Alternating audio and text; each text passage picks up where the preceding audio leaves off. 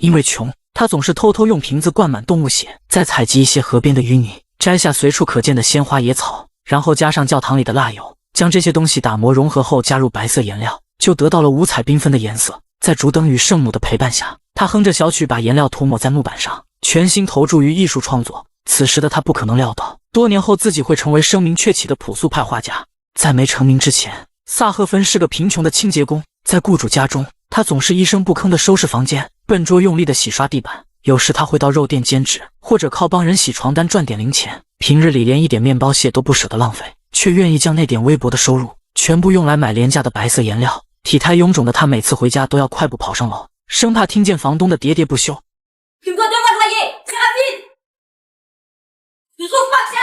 污秽和体力劳动让他时刻品尝着卑微到泥土里的苦涩。画画是他暗淡无光的生活里唯一的精神寄托。他性格古怪，不愿与人交流，但虔诚地信奉宗教，喜欢在教堂里像天使一样颂唱圣诗。抑扬顿挫的歌声可以牵制住他的心灵，那是他创作灵感的来源。或许是为了赎罪偷拿教堂的蜡油，萨赫芬时不时会去给修女做饭，作为回报，修女也会引导他寻找创作需要的灵感。每当结束一天的劳作，他总是前往郊外。在草长莺飞的季节，微风轻轻吹过树梢，萨赫芬脸上逐渐有了红润的光泽。他喜欢到溪中裸泳，喜欢去山坡上粗壮的大树旁说话。这一天他又来到树下，奋力攀上树枝，坐在树腰休息。这一刻，云在青天，风在脚下，他没有一丝未来感，只想把每天的快乐都认真记住。他本可以就这样过着随遇而安的生活，直到这天他打扫客人房间时，偶然间发现一幅简笔画。都说画作可以反映一个人的精神世界，萨赫芬一眼便从画中察觉到了悲伤的气息，所以他在离开前对房客威廉说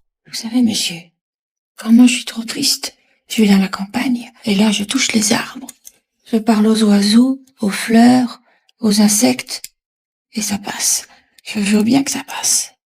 话音刚落，他已经卑微地退出门外，而威廉还在诧疑为何这个女佣能窥见自己的心事。隔天，萨赫芬将自己酿的酒分享给威廉。喜欢喝茶的威廉硬着头皮尝了一口，浓烈的味道直冲天灵盖。C'est costaud. Je le fais moi-même. C'est mon vin d'énergie. Merci, je le finerai tout à l'heure. 离开时，他不经意间瞥见威廉的笔记，忍不住夸赞他的字迹优美。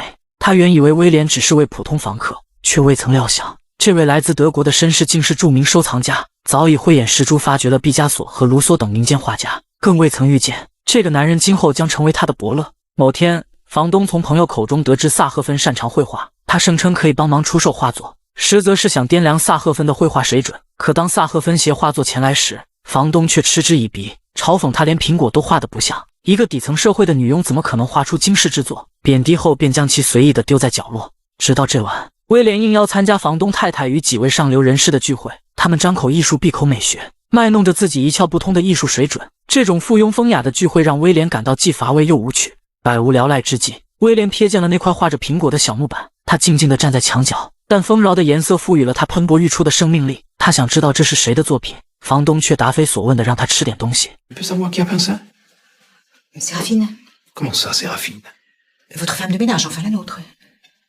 房东嘲笑萨赫芬，什么牛马都能作画，周围的人也像看笑话一样，只有威廉像捡到宝一样，立即买下了这幅作品，然后迫不及待地跑回房间，借着烛光细细欣赏这别具一格的构图。他看到一种近乎神仙却又唾手可得的活力，只有怀着赤子之心的人才有力量通过美术作品进入别人内心，让接触到作品的人失魂落魄。第二天，萨赫芬像往常一样打扫房间，意外看到自己的作品被端正摆放在桌上。威廉询问他还有没有其他画作，他迫切地想要马上看到，于是萨赫芬将他带到自己的住处。这还是第一次有人如此关注自己的作品，他忐忑不安地拿出2块小木板，果然还是没让威廉失望，他当场就买下了这2幅作品。他从没想过自己的画作还能拿来卖钱，激动之余，他如同惊弓之鸟般跑回房间，小心翼翼地将钱存进小铁盒里。自从发掘出了萨赫芬的天赋，威廉的心情随之焕然一新，邀请来艺术界的朋友一同欣赏这些非凡之作，众人无不连连称赞，都想认识一下这位民间艺术家。但那天萨赫芬却迟迟没有露面，只是隔天又照常拿着拖把出现在房间，这让威廉十分困惑，明明可以靠画作摆脱贫苦的生活，为何偏要就此埋没一生？我的朋友们都很欣赏你的画作，你这双握着金子的手不该用来拿抹布。但萨赫芬不愿停下手头的工作，他并不觉得自己有多优秀，上流社会的赞美在他眼里只是奉承的客套话，并非出自真心。画画只是他的个人爱好，仅此而已。但威廉不愿就这么放弃这块沙漠中的瑰宝，索性亲自登门拜访，想要看看萨赫芬最近刚完成的画作。看着自己残破不堪的屋子，碍于情面的萨赫芬并没有上前开门，有些自卑地表示明天再带去给他。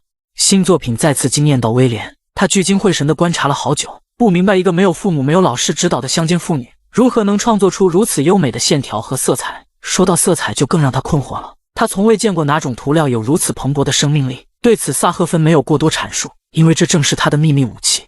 En tout cas, c'est fort. Très fort. J'y vois bien des défauts. 威廉十分笃定，萨赫芬的画作日后必会令他声名大噪，而这一点他自己从未意识到。威廉把他带到室外，拿来凳子让他坐下，他放低姿态，郑重其事地告诉萨赫芬 Vous êtes doué. Mais il va falloir travailler beaucoup. Beaucoup. Ne vous souciez plus jamais de ce que disent les autres. Ils n'y connaissent rien. Je vais m'occuper de vous.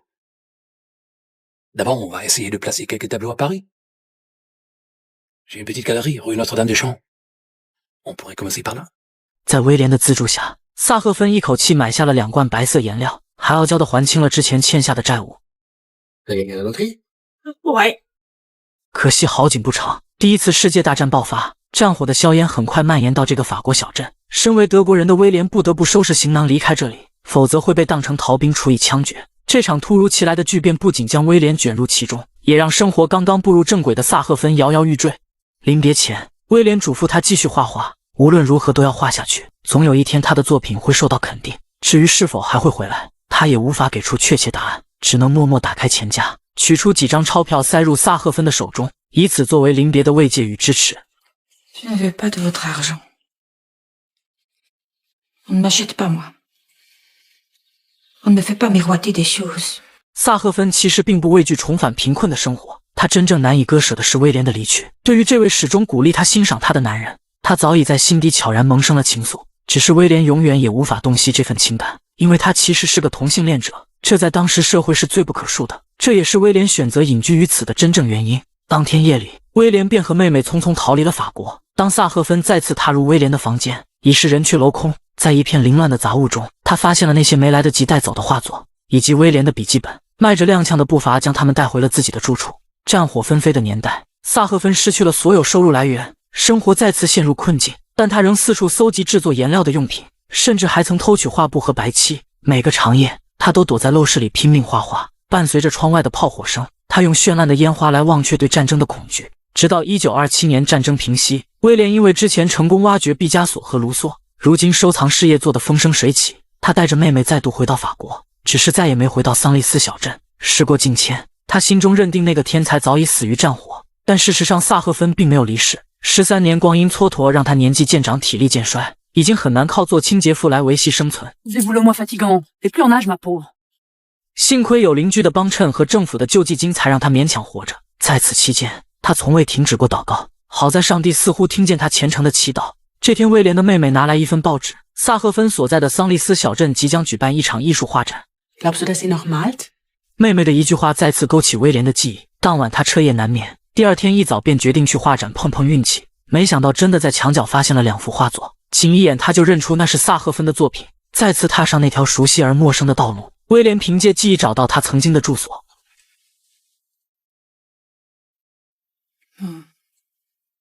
Monsieur de retour. Je viens de l'hôtel de ville. J'ai vu votre travail, Séraphine. Vous avez fait de grands progrès. Vos toiles sont très belles. C'est vrai. Vous trouvez ça mieux qu'avant? Beaucoup mieux. Comme les grands artistes. Monsieur se moque. Ah non, non, je ne me moque pas.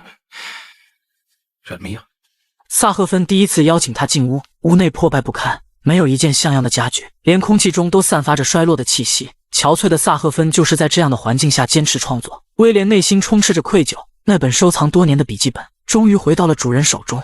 威廉买下了萨赫芬的所有作品，并在报纸上大肆宣传他是素朴画代表人物，甚至可以比肩梵高。他资助萨赫芬继续创作，禁止他再做打扫卫生的粗活，包括画布、画笔和颜料也会无限供应。而萨赫芬也提出了自己小小的请求，他对威廉的笔记垂涎已久。Un jour, vous m'écrirez une vraie lettre. Avec votre belle écriture, monsieur Hullet. Bien sûr. 德育伯乐的萨赫芬像树叶一样吸纳万物的养料，他向房东租下了整层公寓楼，把镇上的杂货店都搬空了，来装饰自己的空屋子。如今他的房间也终于有了艺术家的模样。当生活不再为温饱而感到焦虑，他也终于可以将全部精力投入到创作中。一棵连接天地之间的生命之树，通过毫无约束感的构图和配色，似乎每一片树叶都被赋予了生命，推搡着要从画中爬出来，同时也映照出一颗被压抑的奔放心灵。威廉站在画前，心情久久不能平复。On va faire des merveilles ensemble, Séraphine.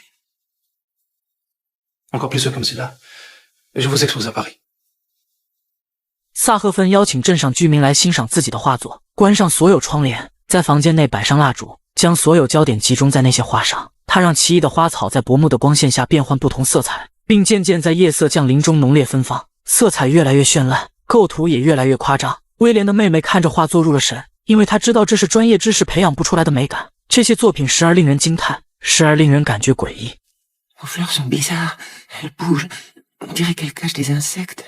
On dirait des yeux. Ce sont des yeux blessés, des chairs en lambeaux. Des choses effrayantes. Je sais, Madame de Longe. Moi aussi, quand je le regarde, j'ai peur de ce que j'ai fait.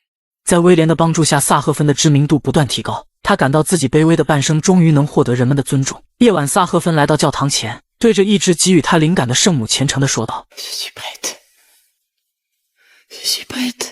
财富开始源源不断地涌入萨赫芬的小屋，初尝阔绰滋味的他相中了一套庄园别墅，并为自己定制了一套高级婚纱。因为终身未嫁的她要在画展那天嫁给自己热爱的艺术，可就在距离梦想仅一步之遥时，经济大萧条骤然降临，威廉和妹妹不得不上门拜访萨赫芬。他已经拿不出钱买别墅，更无法维系他那高昂的开销。萨赫芬对经济危机一无所知，天真的以为只要为自己的画作镶上雕花金框，便能吸引来买家。然而在人人自为囊中羞涩的时代，又有谁会为艺术买单？更让他心碎的是，原定于巴黎的画展也被迫无限延期。这一连串的打击让萨赫芬难以承受，巨大的心理落差促使他在那个夜晚完成了生命中的最后一幅画作。只不过这次的色彩失去了往日的鲜活，显得有些死气沉沉。怀揣着最后一丝希望，他拨通威廉的电话，坚持要求画展必须如期举行，因为他邀请了天使参加画展，而天使们已经在去往画展的路上，这一行程是无法改变的。然而威廉并不理解萨赫芬的心情，除了劝诫他耐心等待，也不知该说什么好。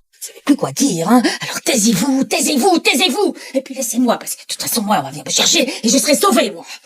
从天堂坠入地狱的萨赫芬，精神世界彻底崩塌了。清晨，他穿上洁白的婚纱，带着2个包裹来到街上，挨家挨户的敲门，留下珍贵的银器，口中喃喃自语道：“这是我的血，我的花受伤了。”他坚信，以这些世间的美好献祭给天使，便能重返天堂。但一花一叶之中又似有恶魔。邻居们目睹疯癫的萨赫芬后，选择了报警。当在楼梯上遇到围堵的警察，萨赫芬似乎认命了般顺从地上了警车。护士帮他褪下婚纱，换上了病号服，从此走进了那间暗无天日的精神牢笼。半夜，一个女孩突然揪住他的头发，他从梦中惊醒，痛苦地嚎叫着有人要伤害自己。这一刻，萨赫芬彻底疯了。3个护工合力将他关押进单间。威廉在得知消息后，急忙赶往疗养院，却发现萨赫芬已判若两人。他眼神空洞，凝视着天花板，泪水不断滑落，任凭威廉如何呼唤都毫无反应。他无奈走出房间，心中充满悲凉，不仅为这个世界失去一位天才画家而叹息，更因自己曾将萨赫芬捧上神坛，如今又亲手摧毁他的一切而深感愧疚。直至1935年，经济形势逐渐回暖，萨赫芬的病情也趋于稳定。威廉再次来疗养院探视，想告知他几幅画作已售出的喜讯，但医生建议他最好不要再与萨赫芬见面，因为他明确表示不想被外界打扰。他的画已经消失在了那个黑夜当中。威廉唯一能做的就是为他挑选一间环境舒适的单间。很快萨赫芬就搬了进来，在望向窗外时，麻木的眼神突然闪现一丝光亮。他打开房门，发现外面摆放着一把椅子，正是威廉曾鼓励他创作时的那把。影片的最后，萨赫芬一个人拎着那把曾经因画作而使他备受尊敬的椅子，步履蹒跚地走向远处的一棵大树。此时的镜头没有拉近，没有任何配乐，只有风声，树叶哗哗作响。或许此刻他的灵魂已然复苏，但他不再爬上树梢，只是坐下来静默地感受生活。1942年，萨赫芬在疗养院中黯然逝世。而在他离世3年后，威廉实现了当初对他许下的诺言，在巴黎法兰西画廊为他举办了个人画展，更是将他的作品推向了世界，让这位天赋异禀的画家被世人熟知。遗憾的是，萨赫芬再也看不到了。时至今日，他的作品仍被法国博物馆珍藏并展览。影片没有跌宕起伏的情节或缠绵悱恻的爱情故事，他所讲述的是女画家萨赫芬·路易斯命运多舛的一生。她的一生如流星划过夜空，短暂而璀璨，在平庸无望的生活中坚守梦想，却在追梦的旅途中逐渐走向癫狂。这些经历看似与我们普通人无关，但实则与我们每个人息息相关。我们都可能在追求梦想的路上遭遇挫折，面临生活的压力和心理的困境，感受希望与失望的交织。但人生本就是一场酣畅淋漓的体验，是这部电影让我们明白，无论身处何种境遇，保持内心的坚韧和对美好事物的追求，是每个人生命旅程中的共同课题。希望屏幕之前的你，即便被生活的尘埃掩埋，也能在转瞬即逝的机遇中绽放出绚烂的光彩。